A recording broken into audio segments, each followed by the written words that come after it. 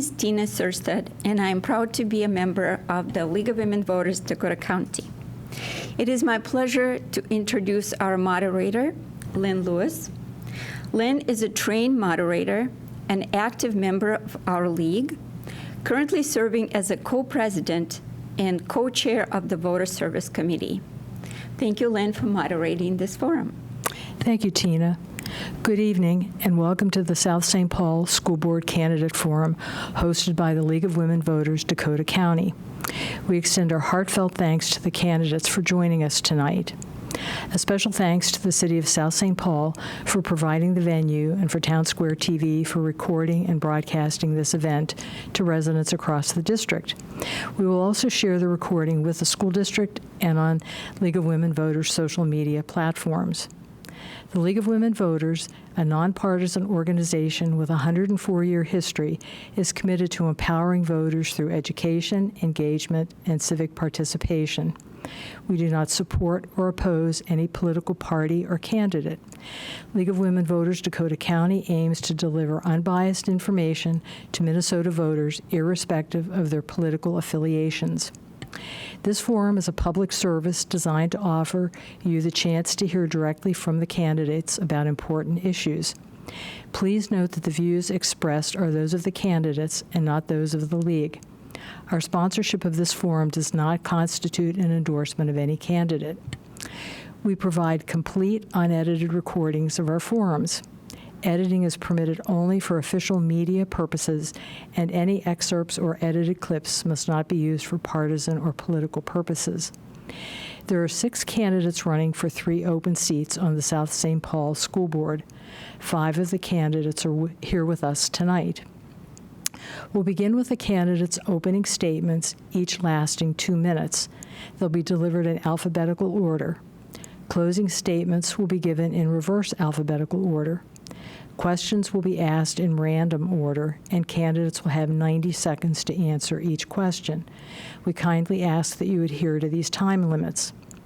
Our timekeeper will hold up a yellow sign to indicate that you have 15 seconds remaining and a stop sign when it's time to wrap up your response so we can proceed to the next question. Many of tonight's questions were submitted via email and reviewed by a league committee for clarity. Additional questions were developed based on community interests.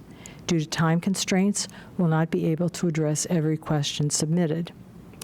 Thank you for your participation, and we look forward to an engaging and informative discussion. The forum will conclude in about an hour and a half. So let's begin with opening statements. The order for opening statements will be Isaac Contreras, followed by Paul Cummings, Ryan Duffy, Mary Dunn, and Monica Weber. Isaac? Well, good evening, South St. Paul. And I want to start off by first saying thank you to the League of Women Voters, Dakota County. We had an opportunity to have a short conversation, and within that conversation, we got to hear how much of a tremendous effort they're putting into increasing voter turnout and all of the registration and just the efforts all around. And so I appreciate the opportunity to stand in front of you and be able to present myself and to the community. Reconnection is the lesson, and it's why I'm running for South St. Paul School Board. My name is Isaac Contreras. My wife and I, we raised 3 boys here in South St. Paul, navigating the school system for them as well as children that were placed in our care. And so we've experienced firsthand the strengths and challenges of our district. And 3 years ago, I had the privilege of sitting in on the superintendent interviews as a community stakeholder, and I've noticed a growing disconnect between the district office leadership and the school communities, including the teachers, staff, students, and families. And this disconnect concerns me. It concerns me deeply, and it is one of the motivating reasons so many in our community have encouraged me to step forward and run. And so I've answered that call. I'm committed to closing the gap and to ensuring open communication and transparency while also addressing the issues like our fiscal deficit that is forthcoming and improving literacy outcomes for our students. Together, I do believe we can reconnect and create a stronger, more supportive environment for every student. Paul. Good evening. My name is Paul Cummings, and I'm happy to be with you tonight. I, too, want to thank the League of Women Voters for hosting this forum, especially in this year. Democracy is so incredibly important, and I know that many times you must feel like Atlas holding the world. A little bit about myself. So my name is Paul Cummings, and I moved to South St. Paul in 2008 and have been a homeowner in the city for 13 of those years. My mother was a public school teacher, and since even those early years, my life has been dedicated to public service and bringing people together to find innovative community-based solutions. Right after high school, I served 2 years in AmeriCorps, and in that work, I was an after-school tutor in the Cedar Riverside neighborhood of Minneapolis, and I feel like I learned more than I ever taught the kids. For the last 17 years, I've worked in state government, primarily focusing on the state and local fiscal relationship. So I've worked with the Association of School Boards, the Association of Minnesota Counties, the League of Minnesota Cities, and others to develop solutions to many of the issues that are facing local units of government across the state. Whether that's expanding our aids and credits, modifying them, figuring out what's going on with mandates, and developing other solutions as time goes on. I'm eager to use the skills that I've had in state government for local unit of government here on the school board in South St. Paul. The reason why I'm running is to put kids first. I want to ensure that South St. Paul students have a world-class education that allows them to go anywhere or be anything. Our students deserve nothing less. We have seen a bit of empire building, and we want to ensure that our resources are first focused on kids. I want to ensure we're fighting for a sustainable future. We have something really special here in South St. Paul, and we need to keep it, and that means we need to fight for it. So as demographics change, we need to embrace creative solutions and bold visions. I thank the League of Women Voters for hosting this forum. Ryan? Hello, I'm Ryan Duffy. Special thank you to the League of Women Voters for putting this on and Town Square Television for broadcasting. Hello to our live audience. A little bit about myself. I'm a lifelong resident here at South St. Paul. I graduated in the class of 2017. I'm a current football coach and head baseball coach, and also have been a substitute teacher for the past 2 years within our district. Last year, going to school every day, working in the building as the building sub. A little bit of more background is just a little bit of change has happened within our community, as Isaac stated earlier. I just see a little bit of disconnect, and that's why, as Isaac says, reconnection is a lesson for me as well. I would like to see our community get back to the way it was, where it was just the South St. Paul community. I kind of see some disconnect where there's smaller communities within our one. And I would really like to create some change in ensuring that we're putting our kids first, and our staff, our administration, and our kids know that we put them first. And being so young and coming through the system within the past 10 years, and then also seeing what it's like to be on the teaching side of it, I offer a new perspective that I think would be good and be able to rejuvenate our school board. Thank you. Mary? Hi, and thank you for having me, and thank you for sponsoring this today. My name is Mary Dunn. I've lived in South St. Paul for 14 years. I moved here in 2008 from Pittsburgh, Pennsylvania. My family, including 4 grandchildren between the ages of 8 and 16, also live in South St. Paul, go to South St. Paul schools, and are active in South St. Paul athletics. So I'm invested in the quality of the education that they receive here, but I'm also invested in the quality of education that all kids receive at South St. Paul, because I believe that a community has to support a community, and it's the entire community equally. I also believe that when the community members must contribute where and when they can. So here I am, I'm looking at likely retiring in 2025, and I come with 40 years of business experience. And in 40 years, I've gained a lot of skills and experience doing things that are going to need to be done here with the budget challenges that we're facing. Finding solutions are going to require creativity, and some strategic problem solving. In my day job, I'm an account manager with a large banking risk and compliance software provider. I regularly negotiate large software contracts, and I build strategies to develop important account relationships over extended periods of time. So I believe that my business skills, when combined with the contributions of a diverse experience and inputs of other members, will make for a strong and effective school board. My foundational principles are equity for all students in all aspects, because I believe education is a great equalizer. Students first, teachers second, and everything else should serve those two groups. And finally, we must achieve financial health. Thank you. Monica? Good evening. And not to repeat what all other candidates have said, but I also would like to thank the League of Women Voters, the City of South St. Paul for the venue, Town Square Television, and this is just a great forum. When I ran last time in 2020, we were all just little boxes on a computer as we did the forum over Zoom. So I'm glad that we have come out the other end. For this particular experience. Again, my name is Monica Weber. I was first elected to the school board in 2020, which was a unique time and where I was sworn in over Zoom after I won in the election. And those were some difficult times that I'm glad the district has been able to come through.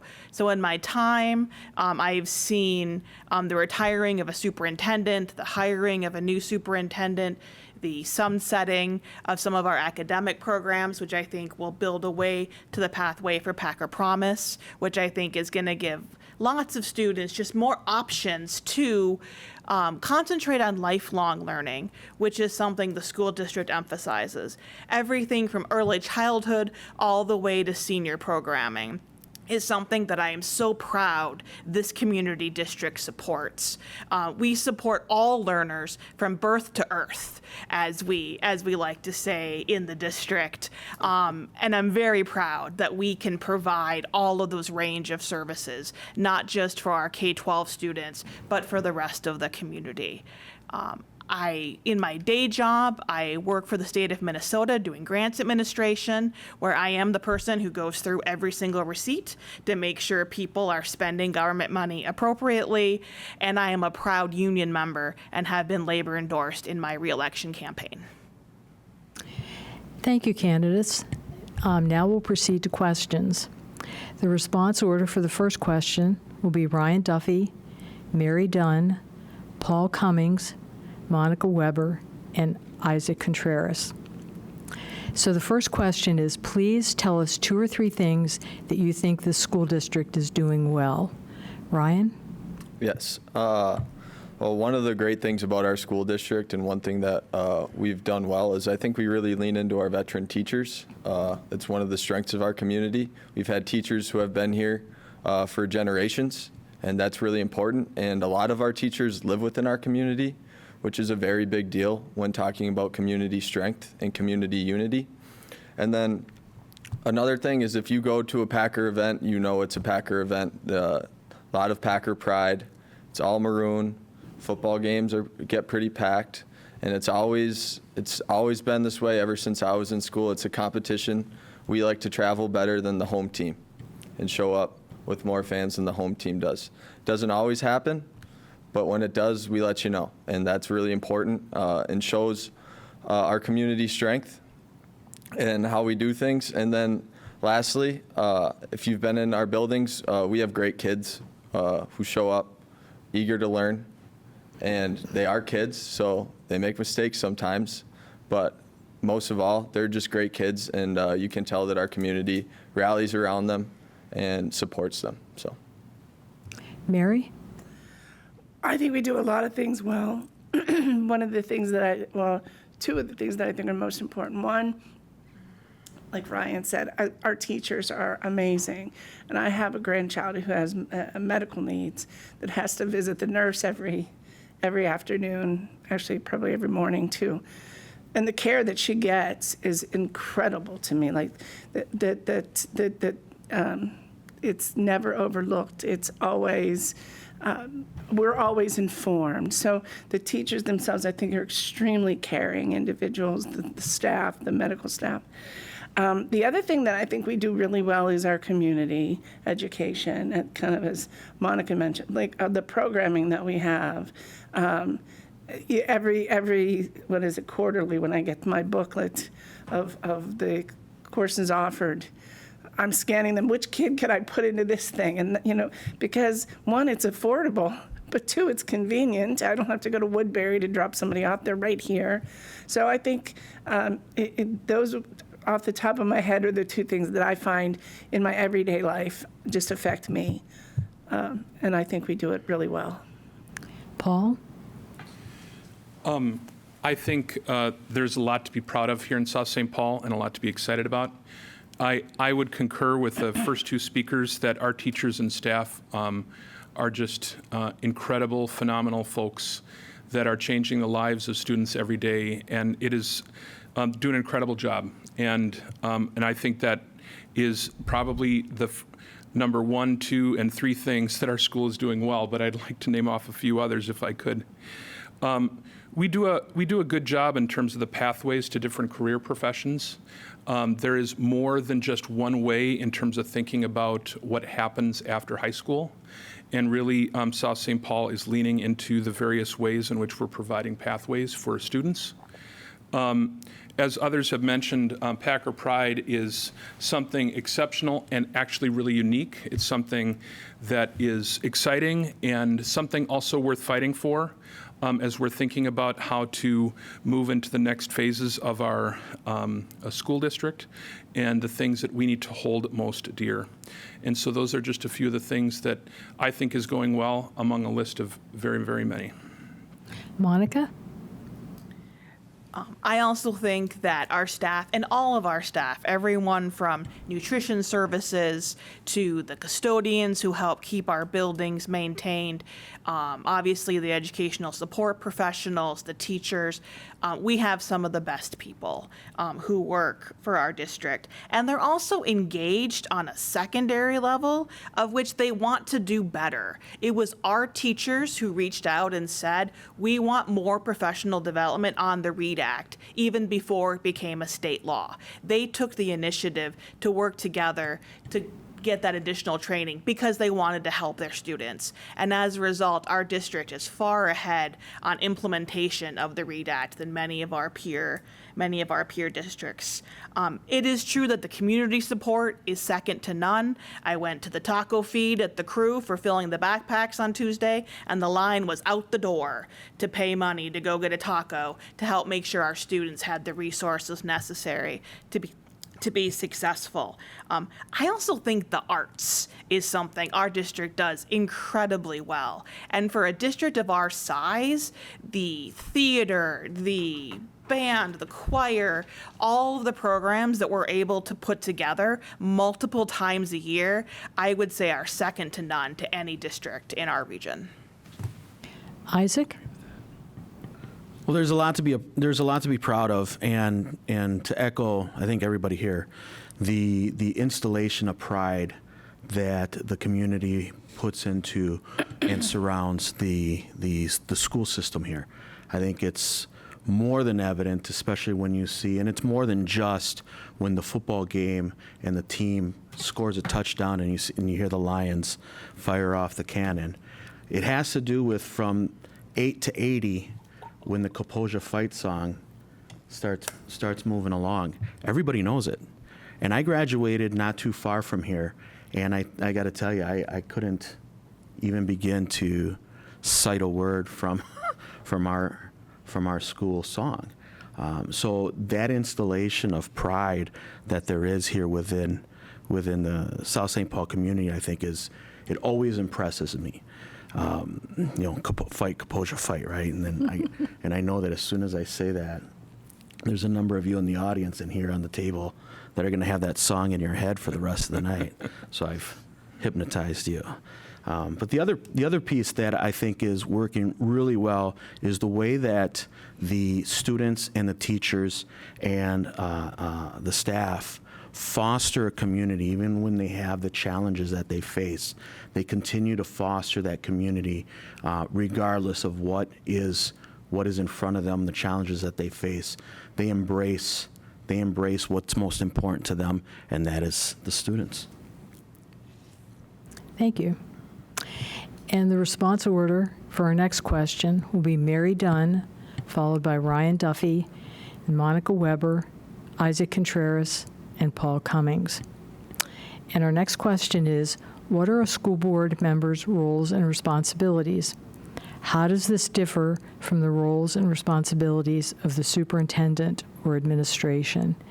Mary? Well, and I'm getting schooled in that yet, so I won't speak as fluently as maybe somebody who's been on the board, but as I understand it, we set policy. They set the rules. We live up here while they actually make those things happen.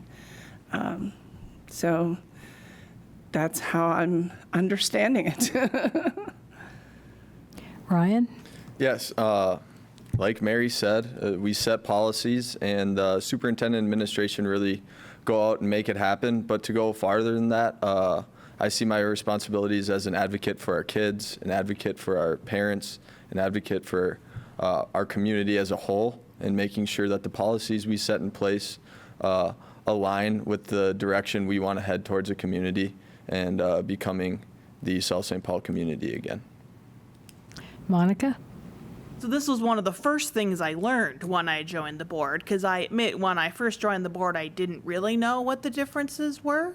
And I learned that it is true that the school board sets the direction, they set the policies, they set the budget, they set the priorities for the district, and then we entrust the superintendent on down through the building principals and leadership down to the teachers to execute the vision.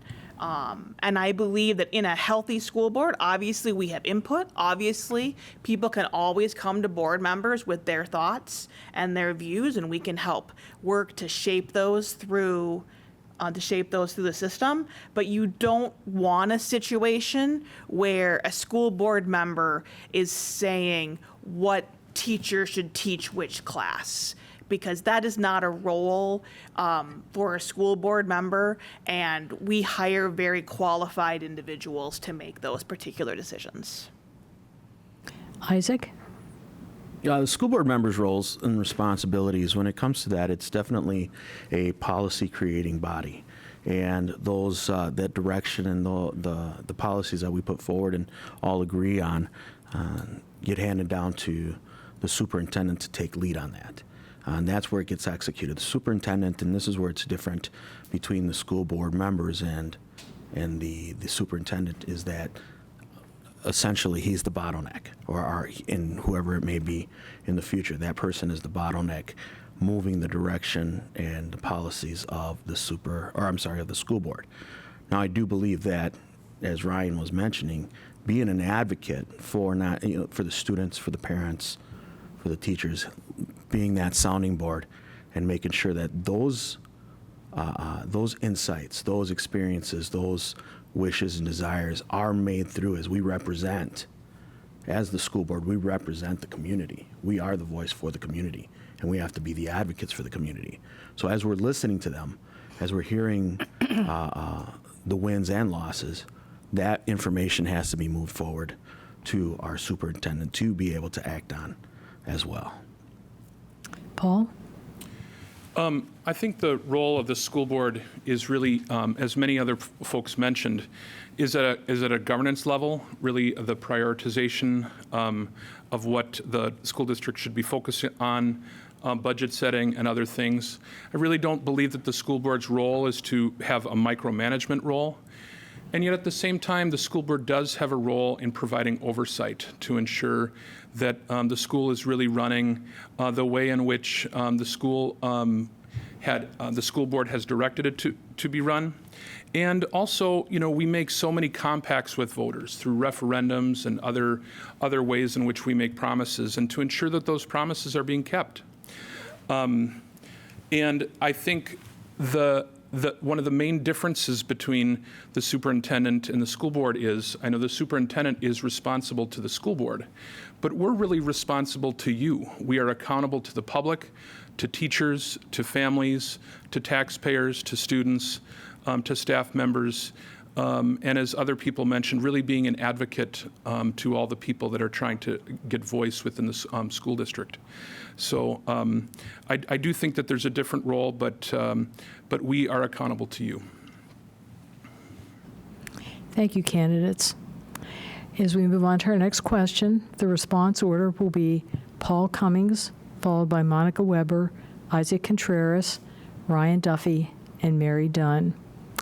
And our next question is, South St. Paul residents are concerned that student performance on the Minnesota Comprehensive Assessment remains below pre-pandemic levels. What steps would you support as a board member to improve student proficiency? Paul? First of all, it is going to be a conversation that we're going to need to have between teachers and the administration and staff about how do we best do that. I, as a board member, will be a partner to solve these problems, but a lot of the people that know how to best solve these problems are people that are definitely on the front lines. So first of all, I'd be engaging with teachers. We've already seen teachers engage so much in terms of many of the new READ Act that has gone on. I've talked to teachers that are working to improve literacy across the district to ensure that those proficiency numbers are being improved. And then we also really have to ask the questions, where is the money going? We have seen that there has been spending that has been increased within our district office, and our class sizes have really been increasing over time. And we really have to figure out, we have made promises to taxpayers about how we're going to spend the money to improve the student success of students, and we really need to ensure that that money is first being spent on kids to improve student proficiency and to make sure that they're the most successful possible within school and also as they leave school. Monica? Well, I would point out that I haven't seen the full range of scores for the last year, but our scores did go up in the last year, and they also went up by higher than the state average of going up. That is not sufficient, but we are heading in the right direction. And I do believe it's by the leadership of our building administrators and by the leadership of the teachers. They came up with a whole host of new ideas last year around doing kind of like pre-testing before to make sure students could answer the questions on like a quarterly kind of chunk rather than building up all to just 1 year for one big test. So I would rely on their expertise. I would rely on their knowledge of how students are going and meeting those milestones rather than just simply a statewide test. Isaac? You know, one of the things that we've talked about here and we continue to talk about is the spending and how is it being reflected in benefiting the kids. I've heard students talk about the class sizes. I've heard parents and teachers talk about the class sizes, and that is a huge challenge when you're trying to provide the curriculum and provide the instruction that's needed to be able to target what the gap is, where the gap is at. I mean, right now, I think prior to these recent test scores, 7 out of 10 kids in our school district is not even at reading level. And that's while we may see an improvement, we're still way behind. And so we have to dig deeper and go ask tougher questions to find out what the core problem is, because we ask questions and we don't dig 3-4 layers deep. And quite frankly, when we go to the 3, 4, and 5th layers deep, we have to be prepared to not like the answer. We're going to have to be prepared to get our feelings hurt. And if that's the case, that's what our job is, especially if we're asking folks to vote for us. And so asking the deeper questions, because 7 out of 10 kids not being able to read at their grade level is not okay. And so targeting specific instruction to be able to close that gap is what I would be doing. Mary? I like all of their answers. I think that, one, I would defer to the experts, as Paul mentioned. I think I want to talk to the teachers, and I want to gather facts, and I want to look at studies of what's happening in other districts and what have they done. I want to look at numbers, and I want to look at options. But I think there's a lot of distractions that are maybe have come along with our kids today that maybe didn't exist so much pre-COVID. Things have gotten a little looser. That's what I see in my kids and my grandkids. So I think that there's a lot to be looked at. The experts are where I would start, but I think there's just so many different facets that we need to examine, that what's different now versus pre-COVID. Thank you. You skipped Ryan. Yeah. Oh, sorry, Ryan. I thought so. I was shocked. No, no worries. All of the answers were great, and like most everyone I think said, you got to start with the teachers and be fully transparent. Like Isaac said, we might not like the answer as we continue to dig, but it's really what you have to do, and you have to ask the tough questions being in the position of a school board, because what really matters most is getting our kids back on track and hopefully back ahead of the curve. And right now, I believe our test scores being in the building last year, they did go up and we saw a rise. And so some things are working. So what can we take from there and take things that are working as we dig deeper to find out what else isn't working and combine that and come up with a new strategy there. And I think that just starts with complete transparency, staff to school board, administration to school board, and figuring out ways where we can help our kids. Thank you. The response order for our next question will be Monica Weber, followed by Isaac Contreras, Mary Dunn, Paul Cummings, and Ryan Duffy. And our next question is, residents of South St. Paul recognize that school infrastructure is in need of capital improvements.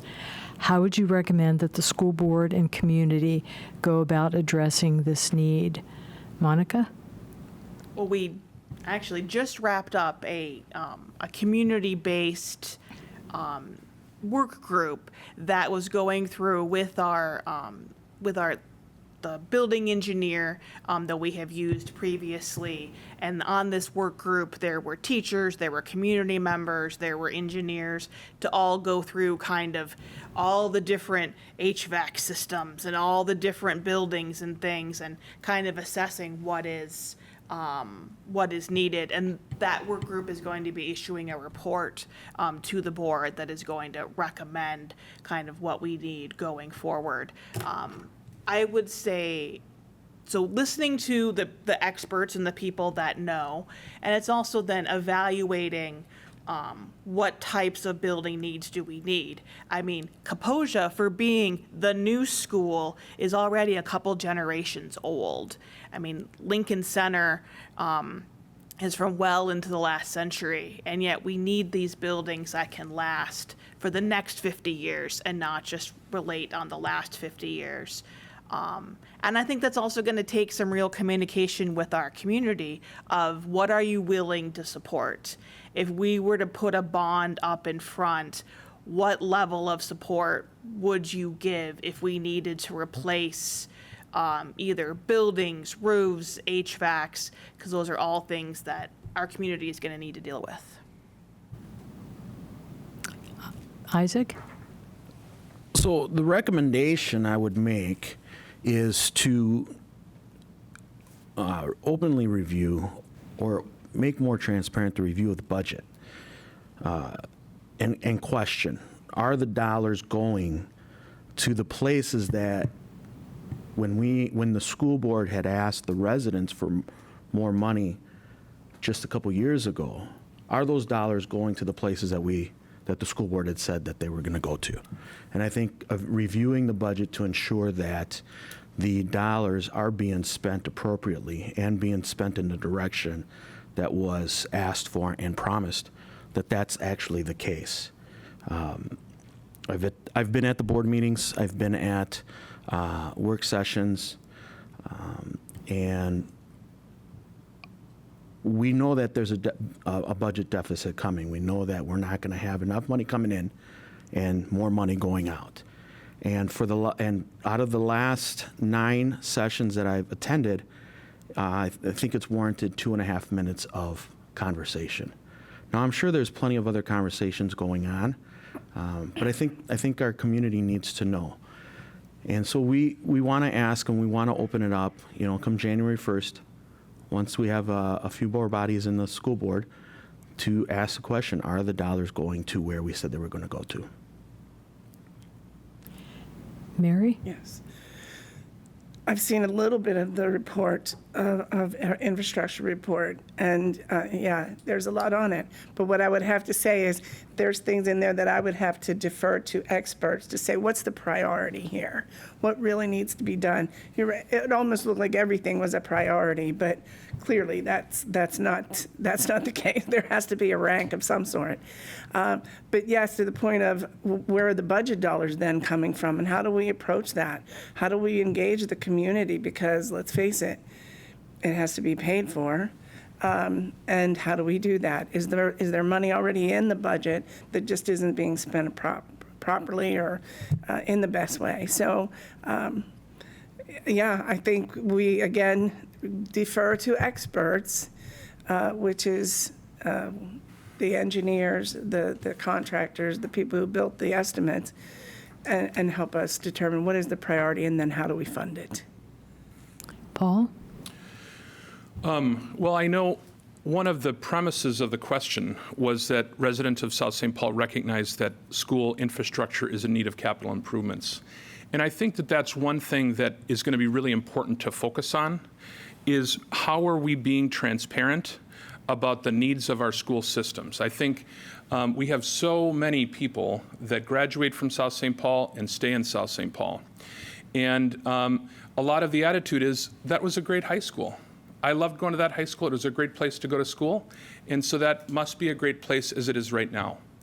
And so how are we ensuring that we're having a conversation with residents, with voters, with teachers, with students, and others to say, what are the issues that are coming up? I am fully confident that we have the people that know how to address the capital improvement issues that are coming up. But really, do people know about the depths and issues of what some of the issues are within our schools related to those capital improvements that are needed?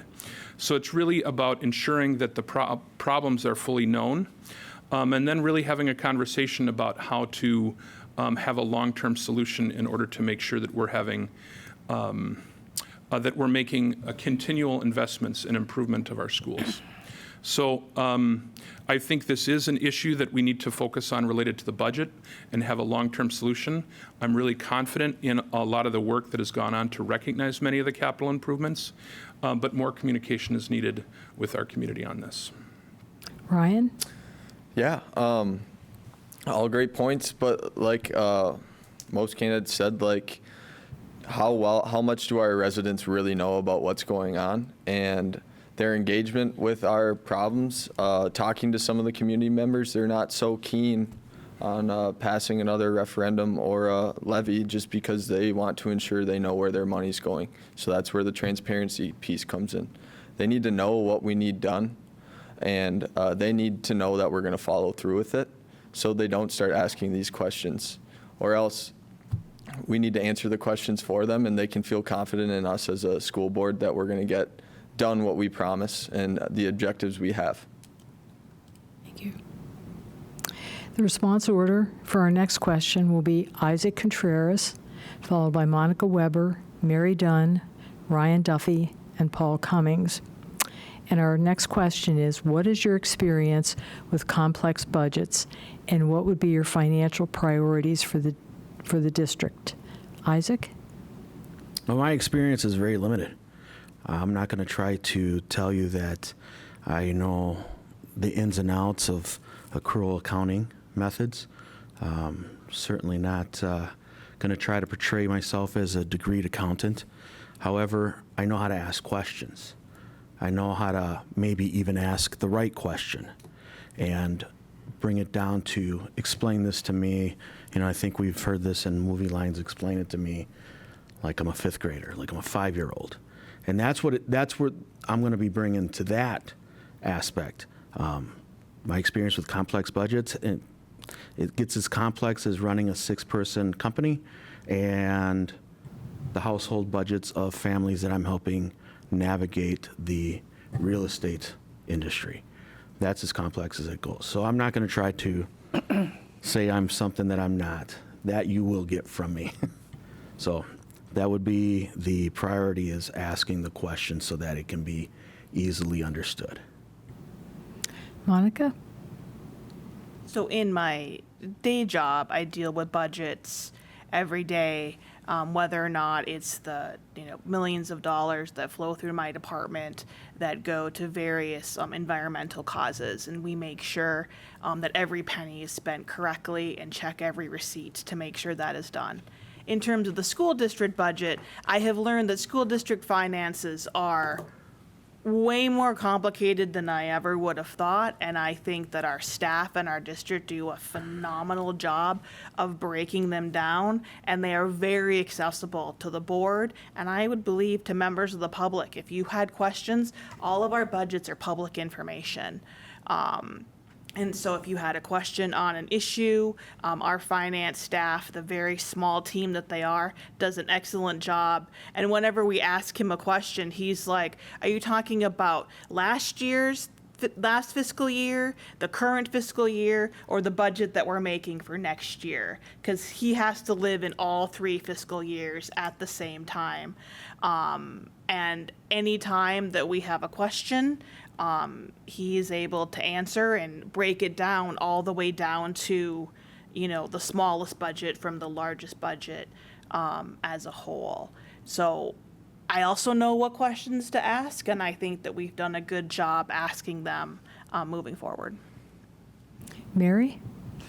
Well, I did start out as an accounting major in college, but I got to cost accounting and changed my major.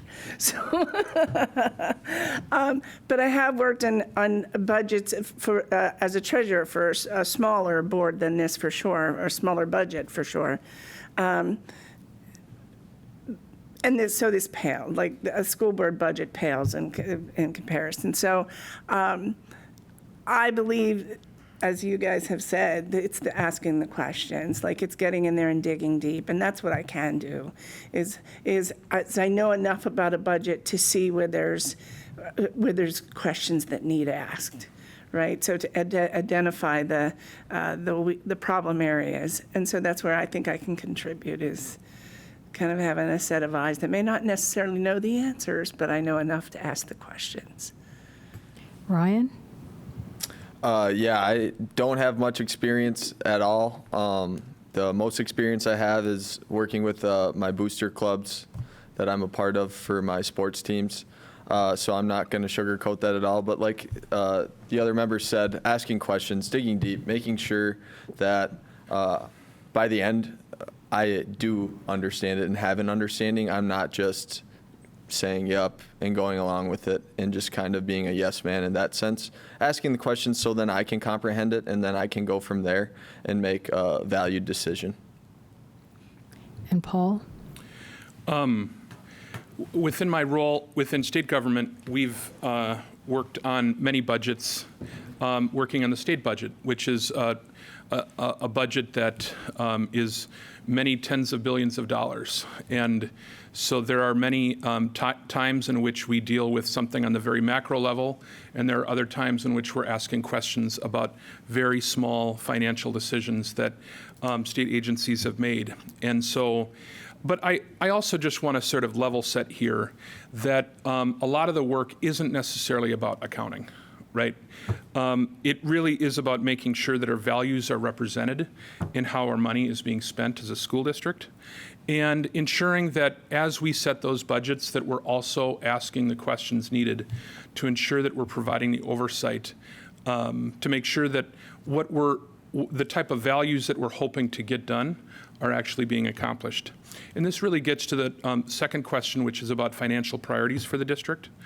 it's really first all about student success. How are we ensuring that every dollar that we're spending first goes to ensure that we're providing the most possible success to students as possible so that they can do anything or go anywhere in life.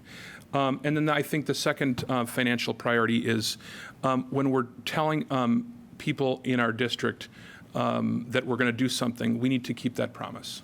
So it's really about really ensuring that we're very careful about looking at the promises that we've made and then making sure that we're keeping those promises. Thank you, candidates.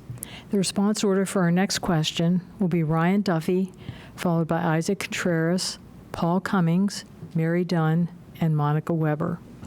And our next question is, as a school board member, what is your role in supporting a diverse, equitable, and inclusive environment in our public schools? Ryan?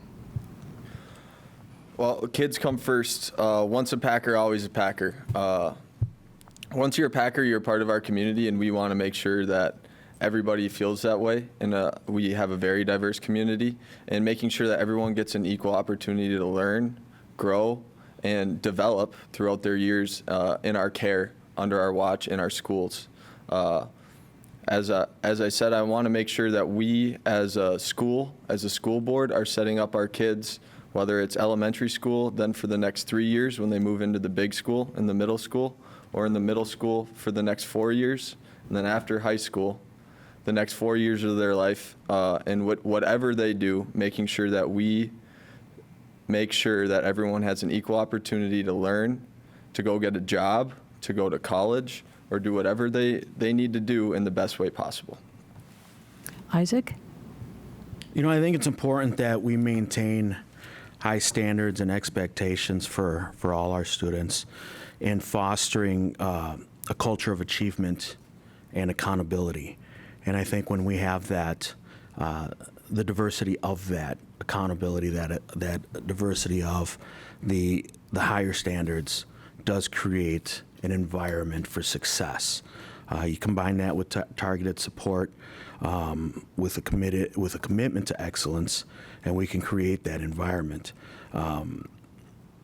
One of the things that I think we have to understand and is the evolution of our student body.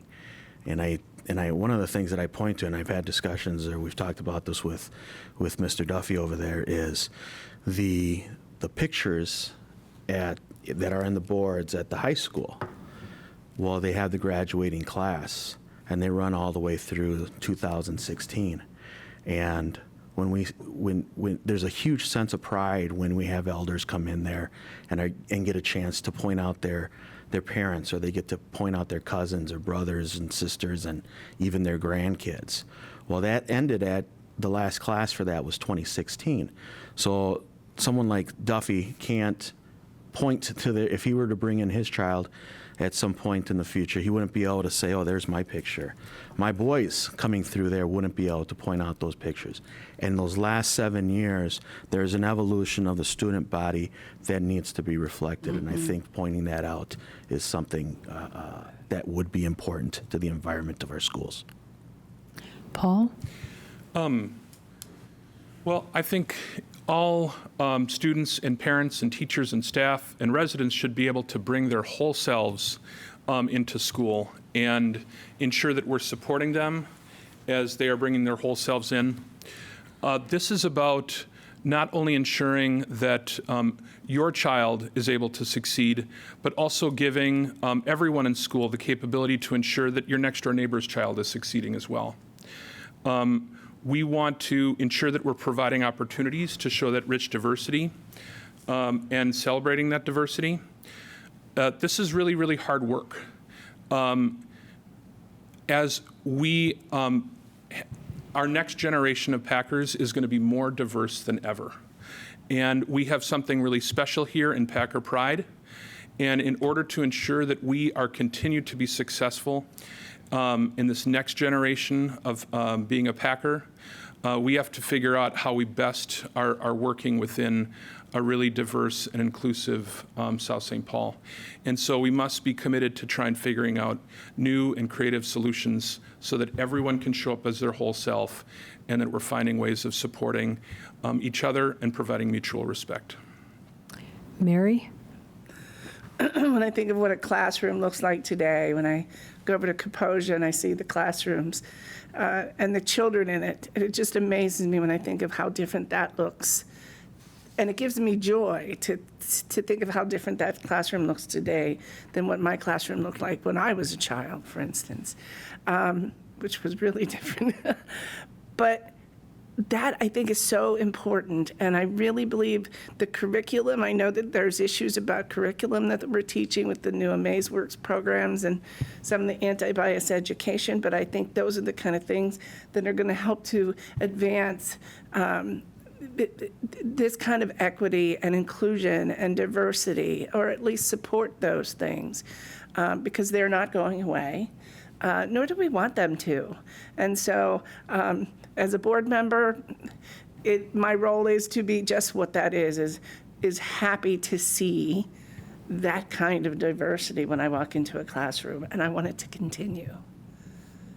Monica? I would agree with what Mary and others have said. And as a board member, it's supporting the schools in helping to provide, the diverse education that represents the students that we have currently. And if teachers want to explore books that have more diverse characters for their students to read. At the high school, we have different cultural clubs that we encourage people to participate in. At graduation, it's so fantastic to see all the people walking in the same robe, but they're allowed to express themselves with their culture by wearing flags or wearing other items that are significant to them. I'm seeing the Native American students with the handmade blankets around themselves really shouts out that we welcome everyone here and that we want everyone to be a part of the community, and that we all can be Packers, but we all can have our own individual flair, and that flair is respected and encouraged and not tried to be tampered down. Thank you. The response order for our next question will be Mary Dunn, followed by Ryan Duffy, Paul Cummings, Monica Weber, and Isaac Contreras.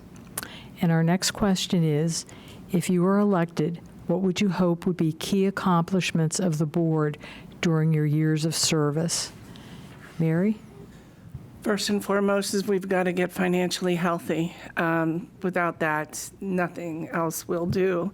But beyond that, I think there's change is coming so much faster. The horizon is so much shorter on change, and anticipating what our students will need even 5 years from now, but certainly 10 years from now, is the next and most important measure, I believe, is anticipating what do we need to be teaching them now to prepare them for that 5-year-old that's just coming into the schools, and what they're going to need when they graduate at 17, 18.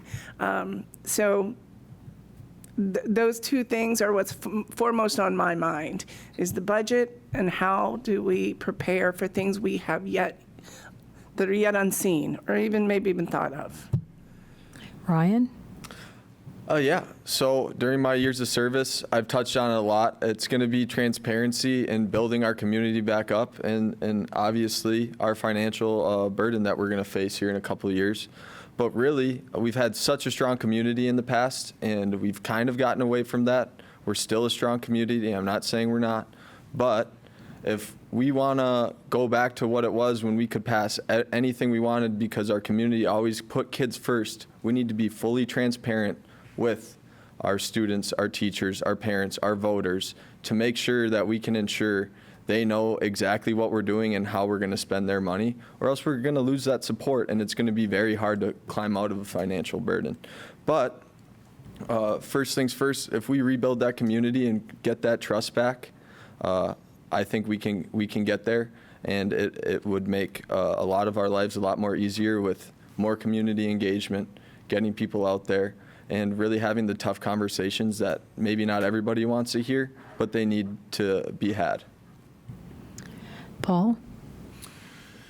I will echo some of what I've heard. I think one of the first things is that I really want to work with whoever in order to ensure that we have a sustainable future for our district. In South St. Paul, as we all know, we have something very special. Our city lines and our school district lines are the same. And so in order to retain that, we got to fight for it. And so ensuring that we are working to provide a sustainable future in terms of looming deficits, that is something that I hope that is something that is a key accomplishment after my years of service.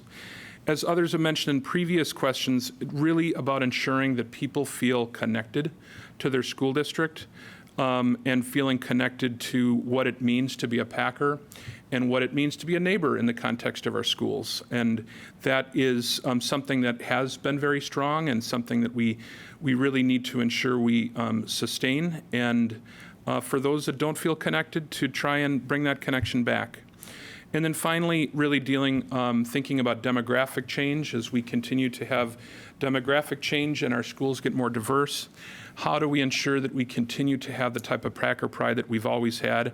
So students, teachers, and residents and all of our folks that live in town feel welcomed and loved in our school districts. Monica?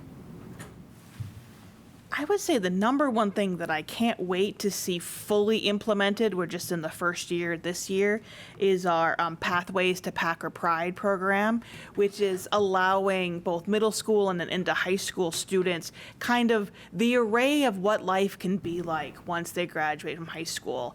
And if they want to go into the trades, if they want to go into computer science, if they want to go into the health sciences, if they want to go to university and become a teacher, that we can show them that all those paths are open to them. And I really believe that by providing that framework of a secondary education, we can actually draw more students into our district to help us deal with some of our declining enrollment challenges. Because that is the core of where our funding issues are coming from. The state of Minnesota currently allocates student funding basically on a per student basis. So when you lose a student, you lose approximately $10,000. And so as you see our declining enrollment, that is what is leading to a lot of our budgetary challenges. It's not misuse, it's not waste, it's we have fewer resources and fewer students. And so then my last point would be, I want to be the fiercest advocate at the state capitol to work on revising that formula to make sure that it's not just people in seats equals X funding, but it's what does your community need to be successful to educate the next generation of Minnesotans, not just Packers. Isaac? We mentioned financial health being a big piece.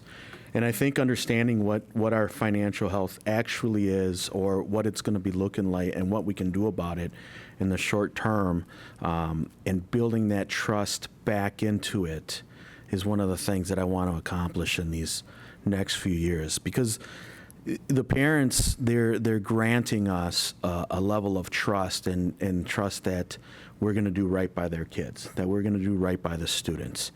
And when we challenge that trust, or we I don't want to say betray, but maybe not quite as hard as saying betray, but when you challenge that trust, the parents show up. They're going to be engaged. I mean, there was evidence of that at the taco fundraiser to fill the backpacks at the Crow. And then on the other side of that, it was evidence of that on the Tuesday meeting that I attended at Lincoln. When that trust is blemished, they show up. And so I want to be able to, after these years, build that trust back in between the community at large and the school board and the district leadership. I'd also like to see this gallery full. I'd like to see the parents and the community engaged and having conversations and seeing the business and the work of the district, as well as representation. The evolution of our student body, I believe it's very important that we see that representation of the students also doing the business of the school district. Thank you. The response order for our next question will be Monica Weber, followed by Paul Cummings, Mary Dunn, Isaac Contreras, and Ryan Duffy. And our 8th question is, would you consider holding a forum with high school students to allow them to express their concerns and questions to the school board surrounding their educational preparedness in a rapidly changing world? Monica? Yes. Yes, I'm always willing and open to hear student feedback. I know we did focus groups last year. The board was not involved, but the administration on down did focus groups. We have student board representatives on the school board. Any student can take any of their concerns to them. But if they wanted to gather on a Tuesday evening and express themselves, sure. Paul? Absolutely. As a school board member, I'll work for the public, and our students are the public. And so, and really, we're about putting kids first. And, how do we ensure that we are putting kids first? Probably one of the first things we should probably do is listen to them. Obviously, we want to make sure we're doing that in a way, we want to make sure that it's a safe and supportive environment and that we set it up very well. But it is absolutely important that we're talking to all different portions of our community.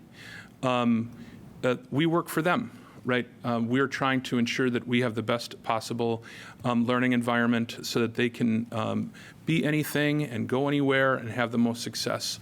So not only would I consider it, I hope we can do that, and I hope we can do it on a regular basis. Having students representatives on the board is a good thing. But really going out into the community and talking to students, talking to teachers, talking to staff members, talking to taxpayers. What other types of forums can we have around our community? Listening sessions, talking to garden club members, who can we talk to in order to ensure that we're best providing the best quality education for our kids? Mary? Absolutely. Like if I think about this being a business, those students and their tax-paying parents are our customers, right? Like, so that is who we serve. I want to hear from them. I think it would be a wonderful thing to do on a regular basis. If not for just even as a touch point to say, how are we doing? They're going to be our best indication. So yeah, absolutely. Isaac? No, 100%. I think this is a fantastic question. Engagement, and even the expectation of engagement from the student body, I think is a fantastic idea, and to encourage that, and to be able to foster that. If we have a gallery full of students who have a voice, and then recognize and understand that voice, there can be legs on that it can grow, that they do have a choice in what's coming in the future. Having that experience at this age will foster that civic engagement throughout and create that strength in the community, in whichever community that they land in. And I love that question. I think if whether I get elected or not, I think that is something that should be encouraged, fostered, and quite frankly expected. Let's get some civic engagement, because then we'll have parents in 10 years who are teaching their kids as well to be engaged. And it's a reflection of the work that this League of Women Voters is doing. Ryan? Absolutely. We talk about, earlier we talked about curriculum and talking to the foot soldiers on the ground and the teachers. I don't see why you couldn't flip it around and do it with the kids who are there every day learning, getting opinions on what's going on. If there's distractions that we can take care of, if they feel they're not getting the most of their education, how can we provide them with a better fit for them to succeed, really?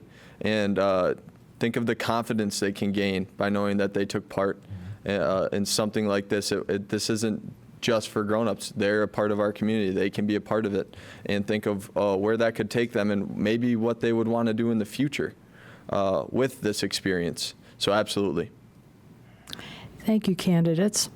And now we're going to move to our final question. The response order for that final question will be Paul Cummings, followed by Mary Dunn, Isaac Contreras, Monica Weber, and Ryan Duffy. And our last question is, as a school board member, how would you respond to the concerns of parents to what is being taught in the classroom? Paul? Well, I think we have to start with a sense of mutual respect. I think a lot of times there is a sense that the first thing you probably need to do is become defensive, right? And I really think that the first thing that we should probably do is just listen. Listen to not only what the specific complaint is, but also listen to maybe the reasons behind the complaint, the reasons why they might be feeling excited or fearful or frustrated. Not enough time do we talk to one another about the issues that are coming up in our lives, and not enough time do we spend listening to one another. So I really think, first of all, it is about listening.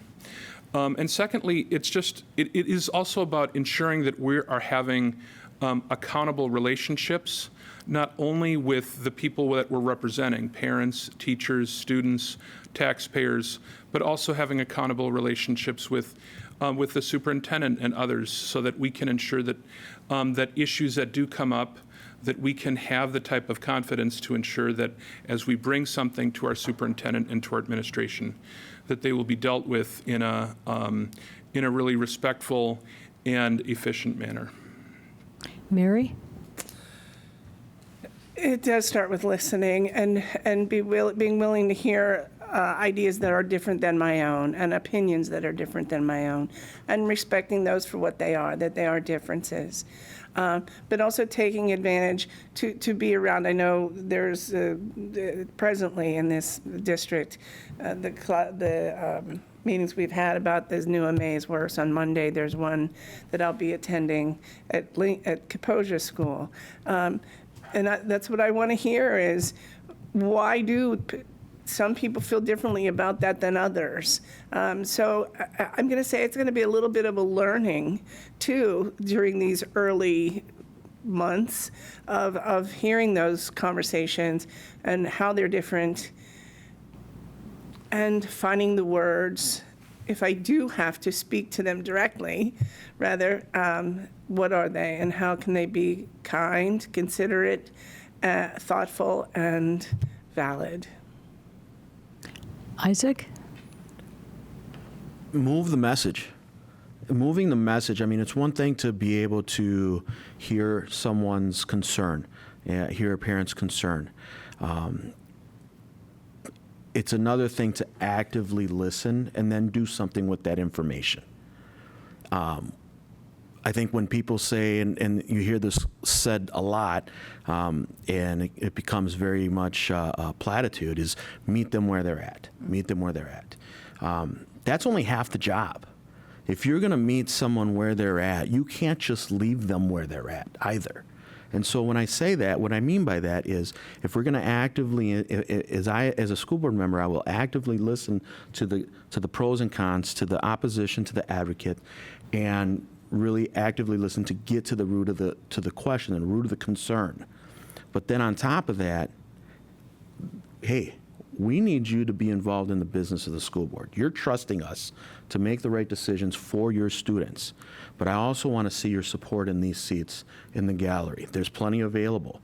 And I don't want to be the only one that's in here in support of your whatever concern that it is. So move the message, but meet them where they're at, but bring them with. Monica? I also would start off, and I have in my previous experience, by listening, by trying to understand, by trying to, see where they're coming from. But then I would also and this might not always be the popular answer, but I would also redirect them and ask, have you talked to the teacher about your concerns? Have you talked to the principal about your concerns? People who are at the level who can actively change things like the next day or so. Have you, if it's a special education issue, have you talked to the director of special education for the district and on up? Because board members should not be the ones trying to fix an individual, curriculum question or trying to fix my son or daughter saw this book in the library and I don't like it. Well, again, I don't believe that is a board response. You can point them to our policies, point them to the decisions we've made as a collective. But I really think you need to start at the person closest to the source, whether that's the teacher, the librarian, the principal, and really go to the person who can solve the problem fastest and not asking the governance body to fix an individual question. Ryan? Yeah. So, like everyone said, actively listening, that's really important. Making sure someone feels heard and they know they're heard. And then going from there, trying to find a solution, dig deep to the root of the cause. That's really important. Also, as a board member, and as we want to be fully transparent, we should expect our teachers and administrators to be fully transparent in what's going on.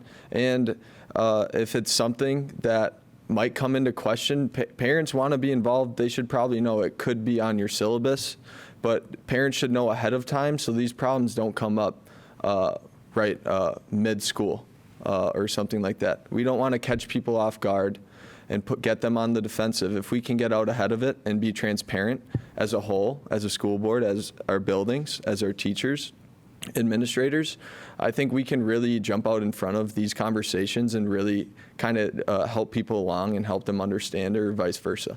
So. And thank you, candidates. And that brings us to closing statements. Candidates will have 2 minutes.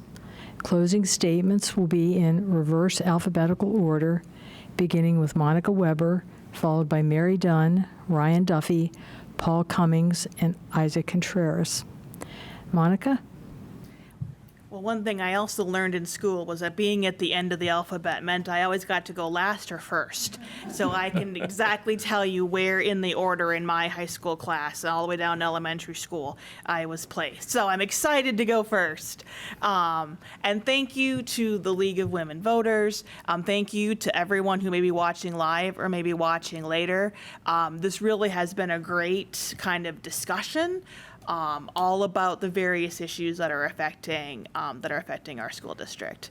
I am asking for your support for my first term reelection. I have learned a great deal of information through my first term. We've been through a lot, through coming through the pandemic, through a new superintendent, through new curriculum, through the 50 new state laws that they decided to pass on everything under the sun, and the swath of policies that came after that.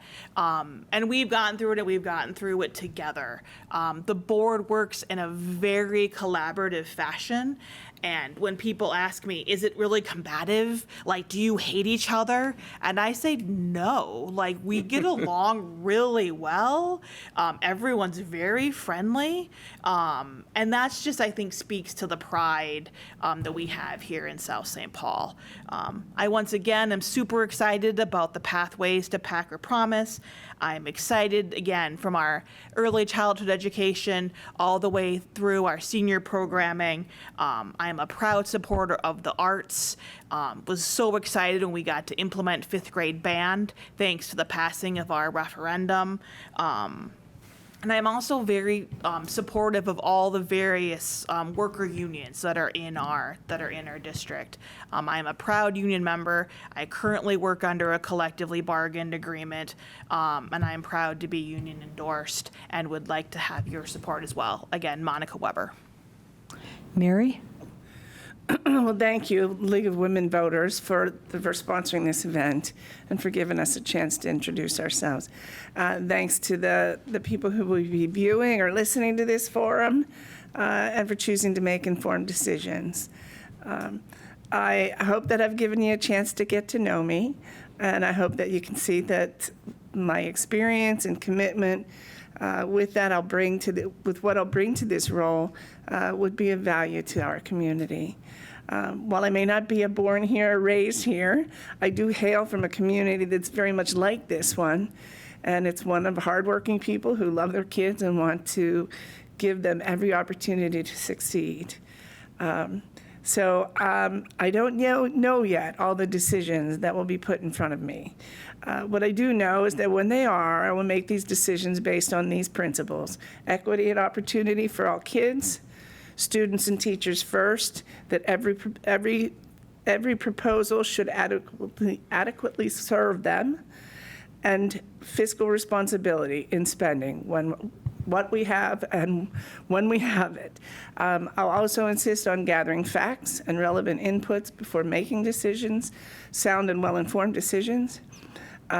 And with that, I'll ask for that you vote for 3 people that you think will make the best school board members. I hope I'm one of them, because I do really look forward to serving this community in this way, and I think I can make a good contribution. Ryan? Yeah, thank you to the League of Women Voters. Thank you to Town Square TV for putting this on, and thank you for anyone watching. Vote Ryan Duffy first and foremost. But yeah, I really want to rebuild this community back to its strong base of what it can be, and I know it can be, and what it will be. And really putting the kids first, relying on our veteran teachers, and really doing things the right way, and making sure I'm going to challenge our community to come out and get involved. We need more involvement so we can hear from our community, and we'll work on getting more involved with the kids and setting things up like that. But I just want to make sure that one of my old coaches, Coach Sexauer, if you're watching, shout out, just make sure that we're leaving this community better than we found it. That's what's most important, and leaving it in a better place for the future generations. So thank you. Paul? Well, I wanted to just, again, thank the League of Women Voters for holding this forum, and thank you all for watching, getting it through to 90 minutes now. This is a great time to be in South St. Paul. We have businesses opening, including many minority-owned businesses. We had our first Pride Festival in the last year. We've been making investments to show our rich heritage, whether it's a placard supporting women voting, or whether it's the armored gates. And we also have excellent schools. We have excellent teachers and faculty that are ensuring that we have the richest and deepest sense of school pride in Minnesota. Our future economy and civic life depends on great schools right here in South St. Paul. We have something special, and if we want to keep it, we're going to have to fight for it. As your school board member, I will put kids first, I will fight for a sustainable future, and I will work to build inclusive schools in partnership with everyone. We must work together to ensure our students have safe, supportive, and inclusive environments. I'm a labor-endorsed candidate, and I'd be honored by your vote on or before November 5th. Isaac? Thank you. Thank you for the opportunity to speak to the League of Women Voters, as well as to speak to the South St. Paul community, and being able to introduce myself on a different platform here.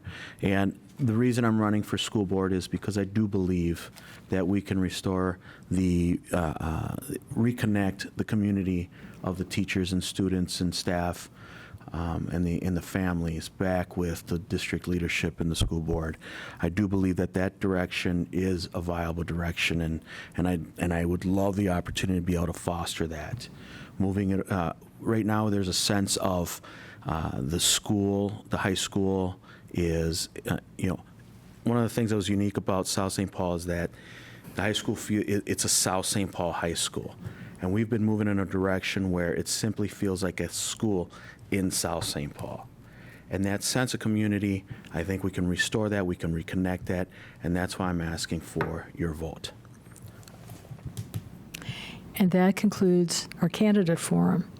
On behalf of the League of Women Voters of Dakota County, we extend our sincere gratitude to everyone who participated in tonight's forum. A special thank you goes to our candidates for their commitment to the democratic process and their willingness to serve our community. The League of Women Voters is dedicated to researching issues crucial to our members and the well-being of our communities. If you're interested in learning more about our work and discovering how you can make a difference, please visit us at lwvdakotacounty.org. For additional information about voting and candidates, please check out mnvotes.org and vote411.org. Thank you for tuning in, and please don't forget to vote by November 5th.